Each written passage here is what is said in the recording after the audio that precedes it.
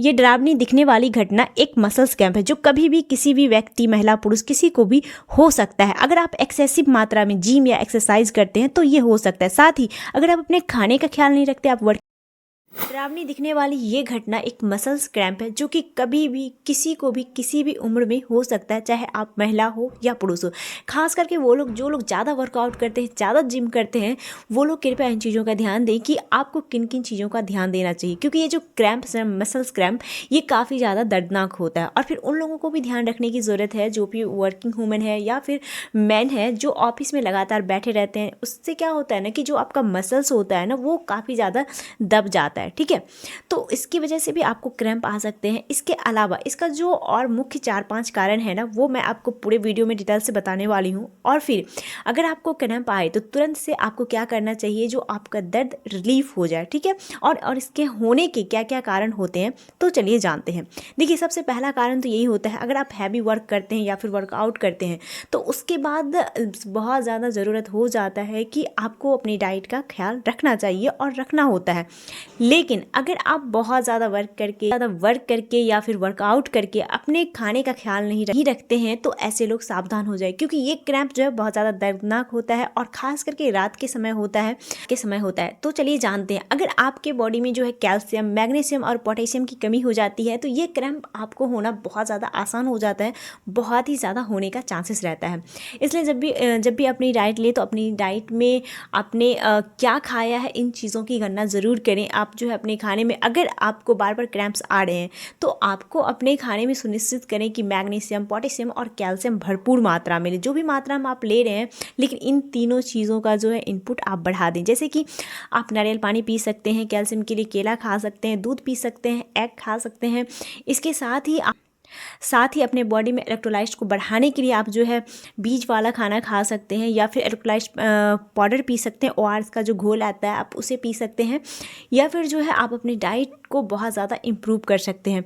इसमें आप ज़्यादातर करके आप जो है सीड्स का सेवन कर सकते हैं, फुला करके कोई भी सीड्स खाना शुरू करें, ठीक है। इससे भी आपके बॉडी में जो है काफ़ी ज़्यादा इम्प्रूवमेंट हो जाएगा, ठीक है। साथ ही अगर हम बात करें कि और कौन कौन से कारण होते हैं, अगर मैंने आपको पहले बताया कि अगर आप ज़्यादा देर तक आपका वर्क है बैठने वाला, ठीक है, तो अगर आप बैठने वाला वर्क करते हैं और इसके बाद आप हल्की फुल्की एक्सरसाइज, रनिंग या फिर स्टिचिंग नहीं करते हैं तो ये प्रॉब्लम्स आपको हो सकती है। इसके साथ ही अगर आप महिला या लड़की हैं, अगर आप बहुत ज़्यादा काम करती हैं और खाने का ख्याल नहीं रखती हैं, बहुत ज़्यादा थकावट हो जाता है तो इस दौरान भी आपको मसल्स क्रैम्प हो सकता है, आपके पैरों में क्रैम्प आ सकते हैं। कई बार जो है ब्लड सर्कुलेशन का भी प्रॉब्लम होता है कि आपके मांसपेशियों तक ब्लड सर्कुलेशन नहीं पहुंच पाता है, तो उस वजह से भी आपको मसल्स क्रैम्प आ सकते हैं। इसके साथ ही कुछ ऐसे मेडिकल कंडीशन होते हैं जैसे कि शुगर हो गया, थायराइड हो गया, और भी कुछ ऐसे कंडीशंस होते हैं। ऐसे कंडीशन में आपको मसल्स क्रैम्प आ सकते हैं।